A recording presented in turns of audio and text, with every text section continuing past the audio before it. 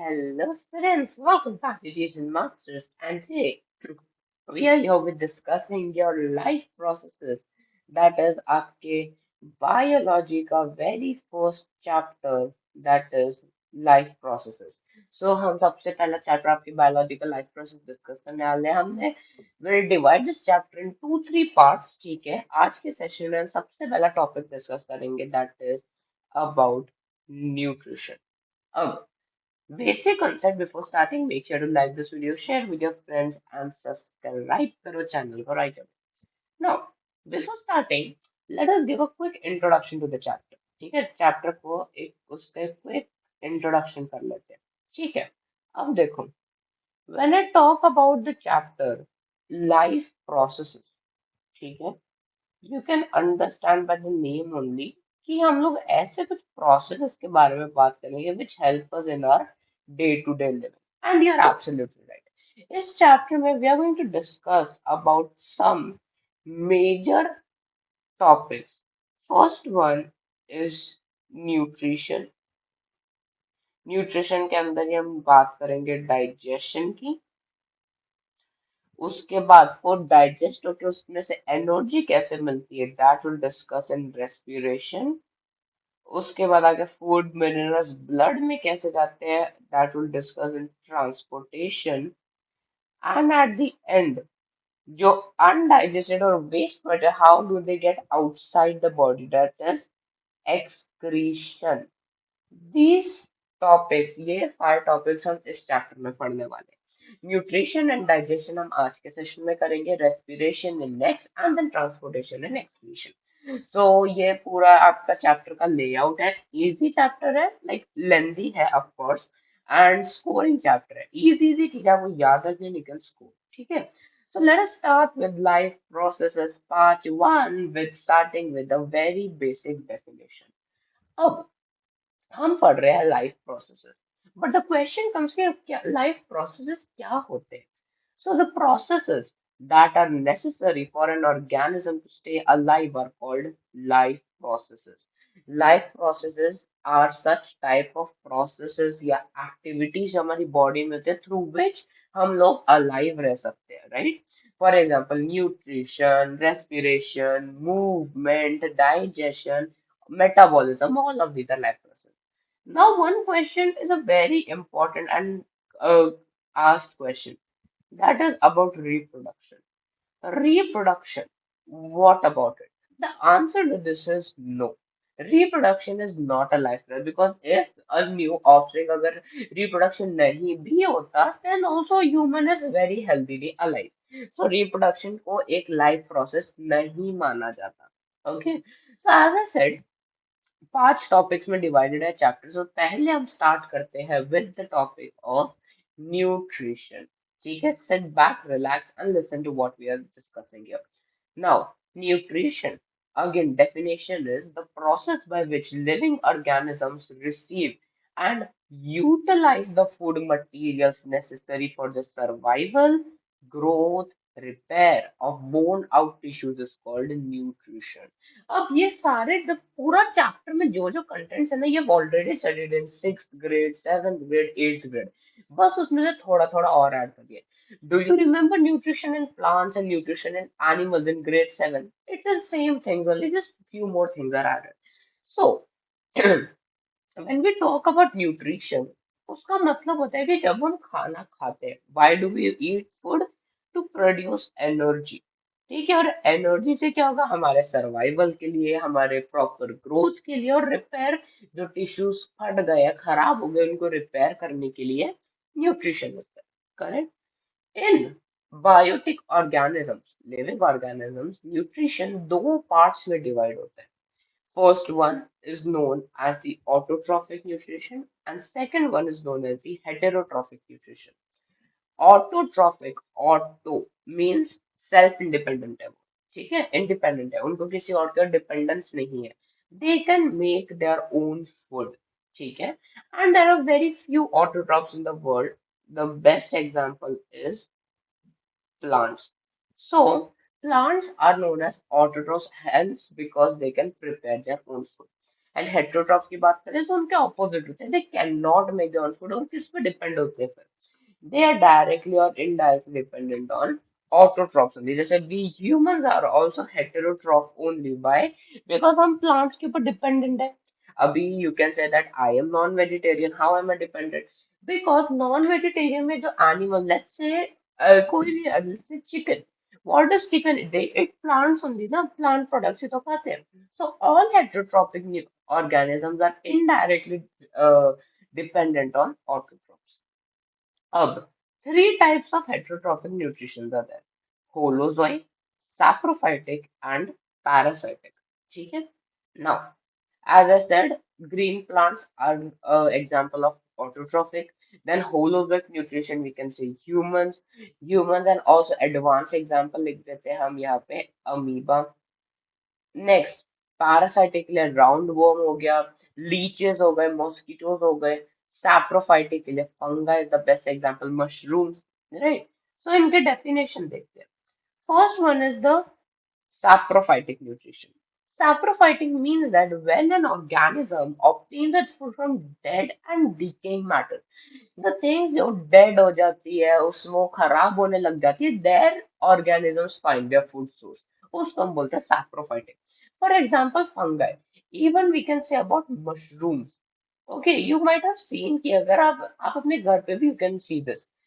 या एक प्लांट लो, उसको पानी मत दो, कुछ भी मत दो, that will plant will die. ठीक है, प्लांट मर जाएगा. तो व्हाट विल हैपन, जब पत्ते गिर गए, स्टेम गिर गया, on that there will be mushrooms growing. ठीक है, मशरूम्स ग्रो हो जाएंगे. That is because the plant is no more, it is dead. So that is saprophytic. Similarly parasitic. Parasitic is a kind of intelligent source, जहाँ पे we will obtain food from the host and उसको हम मारेंगे भी नहीं. The parasitic organism is also known as the guest. For example, an easy example, a roundworm, tapeworm, leaflet. Let's take an easy example of lice. Lice आपके बालों में होती है, right? What happens is, let's say mosquitoes also. Mosquitoes are parasitic. Why? Because हम उनके food source बने, हम है, because they drink blood from us. हमारे फूड सोर्स है वो, right? हम होस्ट है उनके लिए. So the parasitic, that is your mosquito, drinks blood from our body. Does it kill us? No, it doesn't kill us. So parasitic are such kind जहाँ पे वो ऑर्गेनिज्म को मारेंगे नहीं, बट उनसे फूड सोर्स लेते रहेंगे. Example round worm, tape worm in the stomach, intestines, right? Parasitic we can write it in the two ways. Okay, दो फॉर्म्स के होते हैं ये भी. First one is endoparasitic and other one is exoparasitic. Endoparasitic means inside the body, body के अंदर रहते हैं वो. Round worm, tapeworm, right? The liver fluke, all those things. Exoparasitic मतलब बाहर रहते हैं, lysis, then your mosquitoes, yes. ठीक है, even plants भी parasitic होते हैं, like amarvel, kaskata, that is also parasitic plant. Or holozoic. Holozoic means they have solid matter and then digesting it is a holozoic mode. मतलब वो कोई भी एक सॉलिड खाना पीना होता है, दे टेक दैट इन, उसको डाइजेस्ट करते हैं, that entire is holozoic nutrition, like animals, humans. Okay, अब देखो, hmm, a very, very, very known picture. What can you see in this picture? Grade 5, 4, maybe 6, 7. You have been studying this. What is this? This is nothing but the photosynthesis process, right? Photosynthesis. You know very well what is photosynthesis. There's nothing to explain it. Since child you have been studying this. Again, a definition फिर भी पढ़ लेते हैं. The process by which green plants make their own food from carbon dioxide, water, by using sunlight in the presence of chlorophyll is called photosynthesis. ठीक है, हमेशा से सालों से हर साल हम न्यू न्यू चीजें पढ़ते हैं, बट डेफिनेशन कभी चेंज नहीं हुआ, right? So again it's very simple. Sunlight is trapped by something known as the chlorophyll. Correct, याद है, 9 में पढ़ा था अबाउट क्लोरोप्लास्ट, है ना? So chlorophyll is a substance which captures the sunlight. वो सनलाइट को कैप्चर करके हम ये सारी चीजें कन्वर्ट कर देते हैं. एज एन हम कार्बन डाइऑक्साइड वाटर को कन्वर्ट करते हैं into glucose oxygen and water. अब इसका एक आपके 10th ग्रेड में एक इक्वेशन है। ओके, आपका एक इक्वेशन है that indeed you have to remember. The equation is CO2 plus H2O in the presence of sunlight। RO अपने केमिकल रिएक्शन में पढ़ा है कि आरओ के ऊपर और नीचे हम लोग रिएक्शन की कंडीशन लिखेंगे।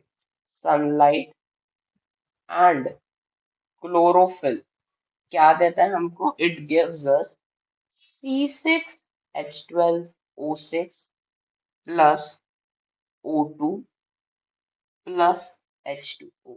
सो ये आपके फोटोसिंथेसिस का रिएक्शन है। CO2 is carbon dioxide, H2 is water. तो कार्बन डाइऑक्साइड और वाटर सनलाइट और क्लोरोफिल के प्रेजेंस में बनाते हैं C6H12O6। That is your nothing but glucose होता है, ठीक है, ग्लूकोज प्लस ऑक्सीजन वाटर। अब आपको इसको बैलेंस करना पड़ता है। सो यू कैन इधर डू बैलेंसिंग, या आप सीधा भी लिख सकते हो। यहाँ पे कार्बन एक है, यहाँ पे 6 है, तो हम लिख देंगे 6CO2, ठीक है। उसके बाद यहाँ पे H2 है, यहाँ पे कितने हैं? यहाँ पे 12 है, 14 है, right. So we can write it as 12H2, 24 हो जाएगा, राइट। 24 हो गया, तो हम उधर भी चेंज करेंगे तो दिस बिकम 6H2O, और O के लिए बैलेंस करने के लिए 6O2। सो ये आपका एक बैलेंस्ड और एक परफेक्ट फॉर्मूला बनता है of photosynthesis. Now, students, in photosynthesis, there are three conditions. ठीक है, ये three conditions को में photosynthesis occur होता है। First one is absorption, second is conversion, and third is reduction। ठीक है, absorption किस चीज का? सनलाइट का और लाइट एनर्जी का bye chlorophyll. Then conversion, light energy gets converted to chemical energy। ठीक है, लाइट एनर्जी कन्वर्ट होती है केमिकल एनर्जी में, और H2O water is broken down into hydrogen and oxygen के molecules। And last one is reduction, that is carbon dioxide is converted to or reduced to carbohydrates। So carbohydrates में carbohydrates कैसे reduce होते हैं? They get reduced from carbon dioxide। अब एक topic होता है ना, टॉपिक का easy thing you have to remember, the first two points are known as the light reaction। What are they known as? They are known as the light reaction. And the last point is known as the dark reaction। क्यों ऐसा light और dark बोलते हैं? Because in the light reaction ये दोनों process absorption और conversion is taking place in presence of sunlight। Light is necessary, but while converting carbon dioxide to carbohydrates हमको light की जरूरत नहीं पड़ती, hence that is the dark reaction। ठीक है, अब look over here, this is the cross section of a leaf। ठीक है, क्रॉस सेक्शन लीफ का एक बहुत ही important है, ठीक है, because board exam में this question has been asked many times। देखो क्या याद रखना है आपको, you have to look over here। जैसे तो लीफ का जो क्रॉस सेक्शन है ना, उधर से हमने उठाया है ये। So we have waxy cuticle, we have upper epidermis and lower epidermis, और ये बीच में पूरी स्पेस है, ठीक है। So this layer is also known as the mesophyll layer. It is known as the mesophile layer. And that is a repeated question, that where does photosynthesis occur the most? So photosynthesis occurs the most in the mesophile layer because this contains more of chlorophyll. So that is why the photosynthesis takes place in the mesophile layer। ठीक है, जो mesophile layer क्या होता है? upper epidermis के नीचे होता है, ठीक है। और ये if you see these are the guard cells, ठीक है, look over here down। So if you see through this space, carbon dioxide enters the leaf through the guard cells and in the lower epidermis। Okay, अब guard cells are part of something known as the stomata। Again, stomata also important है, आपको functions याद रखने हैं इसके, ठीक है। So basically there are two major functions of stomata। First one is exchange of gases and second one is transpiration। Exchange of gases मतलब stomata will help in taking in oxygen and giving out carbon dioxide during photosynthesis and vice versa also. ठीक है तो gaseous exchange takes place over here. Similarly, transpiration जो water होता है plants में वो water evaporate हो जाता है extra water gets evaporated due to transpiration वो भी stomata के through होता है. And last point is the vice versa of the first one. अब देखो there is something known as the guard cells. ये जो guard cells होते हैं ना these guard cells are nothing but they help in the opening and the closing of stomata. Okay, they help in the opening and closing of stomata.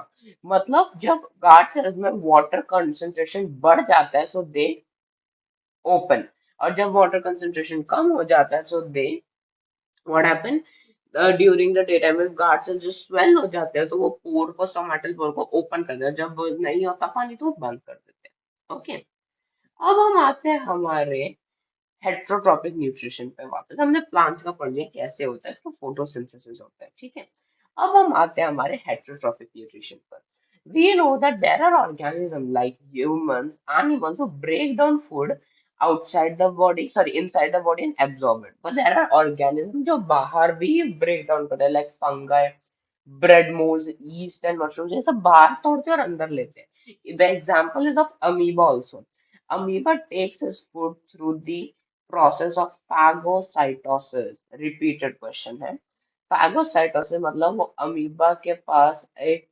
Structure होता है known as the pseudopodia pseudopodia which is known as the false feet और जहाँ पे एक ऐसा food material होता है वो उसको एंगल्फ कर लेता है एंगल्फ करके it makes a food vacuole और फिर वो सारे स्टेप्स करते हैं and if you guys remember what are the steps of nutrition को हमारे पास कितने स्टेप्स होते हैं we have 5 steps ingestion digestion absorption assimilation and egestion ये 5 स्टेप्स होते हैं तो हम आते हैं हमारे last topic of the day that is nutrition in human beings हमारे ह्यूमन बींग्स में we have a proper system known as the digestive system or also known as the alimentary canal. So digestive system is this. आपको draw करना अगर नहीं भी आता तो label करना होना चाहिए. I'll give a quick thing. I won't explain कि क्या function है. We will study ahead in the session now. First one, आपका digestion start होता है mouth से. Food goes down to the esophagus और वो जाता है stomach में. Liver, bile juice, gallbladder से आता है and it gets the acids are produced in the stomach. Stomach से वो जाता है small intestine में. Small intestine में that is a place where complete digestion takes place. Digestion complete हो जाता है खत्म हो जाता है large intestine, small intestine में. फिर large intestine में वो जाके absorb होता है और anus के through वो बाहर आ जाता है. Appendix, if you want to know, is a vestigial organ. ठीक है एक vestigial organ है वो because हमारे ancestors में उसका काम होता था हमारे इसमें कुछ नहीं ठीक है starting from the mouth or the buccal cavity. So हमारे माउथ में where we put the food हमारा पहले मुंह में जाता है right so in our mouth we have the buccal cavity. Buccal cavity includes the teeth. So teeth क्या करते हैं chewing और grinding में help करते हैं और यहाँ पे सबसे basic conversion होता है जो starch होता है वो is that is converted to maltose. ठीक है starch is converted to what maltose.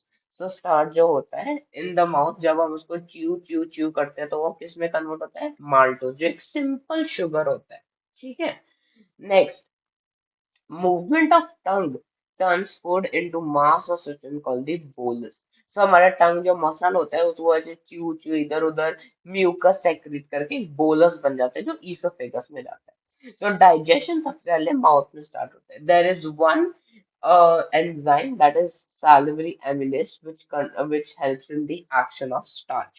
तो salivary amylase आपके saliva का एक enzyme होता है which helps to break down starch into maltose ठीक है तो आपके पास ये सलाइवा कहाँ से आता है आपके salivary glands में से आता है ठीक है Next comes the esophagus. Esophagus is the process जहाँ पे peristaltic movement take place. जहाँ पे आपका peristalsis होता है यहाँ पे कोई digestion नहीं होता but peristaltic movement के through फूड स्टमक में जाता है, like this is your tube, तो क्या होगा, there will be a bulging, ठीक है, और यहाँ पे आपका खाना होगा, ठीक है, तो खाना नीचे नीचे जाता है, that is peristaltic movement. If you want a definition, it will be the rhythmic contraction and relaxation of muscle to make the movement of food in the digestive tract. That is the peristalsis. ठीक है, उसके बाद हम आते हैं gastric glands में, बात कर रहे हैं हम हमारे स्टमक की। Now gastric glands, in short, हमारे पेट में, in our stomach we have three types of gastric glands, okay, I tell you. First one is HCl, mucus and pepsin. HCl hydrochloric acid, as you know, acid होता है वो, ठीक है, हम stomach क्या होता है, एक मस्कुलर ऑर्गन होता है वो, ठीक है, in itself it's a organ, है ना, और ये सारे एसिड्स उसमें एक्ट करते हैं। सो वी हैव HCl, क्या होता है पेप्सिनोजन, और यू कैन इवन से इट एज पेप्सिन। पेप्सिन जो होता है दैट ब्रेक डाउन प्रोटीन्स का ब्रेक डाउन करता है वो, ठीक है। सो प्रोटीन डाइजेशन के लिए हमको चाहिए होता है क्या, we need pepsin, but pepsin react करता है only in acidic medium. So food को एसिडिक बनाने के लिए we have the hydrochloric acid, तो वो पेप्सिन को एक्टिवेट करता है और जर्म्स को भी किल कर देता है। Talk about mucus. As I'm telling कि ये एसिड होता है, इट्स एसिड, सो एसिड से स्टमक तो एक मसल है, तो उसको प्रोटेक्शन के लिए we have mucus, inner lining of the stomach को वो प्रोटेक्ट करता है, and pepsin, as I said, it breaks down the protein into peptides. One important question जो आपकी एनसीईआरटी में इनडायरेक्टली लिखा हुआ है, now you know that this is my oesophagus, oesophagus से जाके आपके स्टमक में चला जाता है फूड। नाउ कहाँ से जाता है, there will be a muscle known as a sphincter, ठीक है, एक स्फिंक्टर होता है, दैट इज नथिंग बट एक मसल होता है जहां से फूड, हमारी बॉडी में थ्री स्फिंक्टर्स होते हैं। पहला sphincter is known as the gastroesophageal sphincter, जो फूड पाइप और स्टमक के बीच में होता है, ठीक है, फूड पाइप से स्टमक में जब खाना जाता है, it goes through the gastroesophageal sphincter. अब स्टमक से स्मॉल इंटेस्टाइन में जाने के लिए that sphincter is known as the pyloric sphincter, ठीक है, that is known as the pyloric sphincter, ठीक है। उसके बाद even at the end, anus के थ्रू जब जाता है, that is also one more sphincter, anal sphincter, ठीक है। और जब फूड हमारे स्टमक में होता है, we call it as the child, ठीक है। अब बात करते हैं लिवर की। लिवर में द थिंग इज, कोई भी स्पेशल फूड नहीं होता, ठीक है, उसमें कोई खाना जाता नहीं है, बट इट सेक्रीट्स, ठीक है, सेक्रीशन होता है। what happens is, liver में bile juice is secreted. Bile juice helps in emulsification of fats. Fats को emulsify करता है, break down करता है, उसका जो बड़े molecules होते हैं उसको छोटे molecules में convert करता है, क्या, the bile juice. So large, ठीक है, सो उसके बाद next we come towards our small intestine. Small intestine में जो फैट्स इमल्सिफाई हो गए वो सेक्रेटेड बाय लिवर होते हैं, और पैंक्रिया के जूस भी इसमें सेक्रेट होते हैं, जिसमें होता है ट्रिप्सिन और lipase. Lipase lipase emulsified fats को तोड़ता है, और ट्रिप्सिन प्रोटीन्स को डाइजेशन में हेल्प करता है।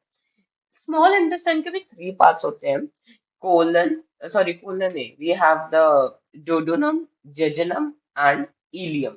These are the parts of the small intestine. ठीक है, यहाँ पे भी थोड़ा सा डाइजेशन होता है, और डाइजेशन पूरा का पूरा मतलब यहाँ पे कंप्लीट हो जाता है। सो carbohydrates is converted to glucose, fats is converted to fatty acids and glycerol, and protein is converted to amino acid. एकदम simpler substances में convert हो गए हैं, they are into simpler substances. Up there is one concept about villi. Villi is present in the small intestine. Small intestine में होते हैं या on the walls ऐसे होते हैं. They are very rich in blood capillaries. ठीक है, क्या करते हैं वो सरफेस एरिया बढ़ा देते हैं एब्जॉर्प्शन के लिए, और जितना भी डाइजेस्ट हुए सारे ये फिंगर लाइक स्ट्रक्चर्स एब्जॉर्ब कर लेते हैं। That is the use of villi. Now, talking about the last one, that is the large intestine. Large intestine, mein again we have three parts, that is cesium, colon and rectum. So cesium जो होता है वो small intestine के ilium से connected होता है. सो यहाँ पे कोई डाइजेशन नहीं होता, बस एब्जॉर्प्शन होता है.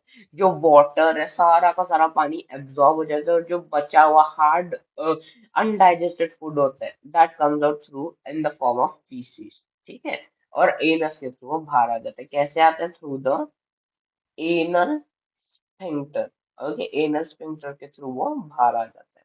सो विद दैट हमारा पूरा का पूरा digestion is completed. So thank you so much for watching childrens. आज का सेशन यहाँ पे खत्म होता है. हमने आज पढ़ा कि हाउ डज फूड हमारी बॉडी में कैसे होता है. You should remember three important points कि कौन से स्फिंक्टर्स है. That's a repeated question. Food pipe and esophagus is connected through the gastroesophageal sphincter. Then stomach and small intestine is connected through the pyloric sphincter, and in the anus we have the anal sphincter. So that's how you complete with the digestion. So digestion हमारा होता है समाप्त. अगले session में हम पढ़ेंगे कि कैसे ये digested food energy production में help करते हैं. So I'll be seeing you guys in the next video. Till then, take care and goodbye.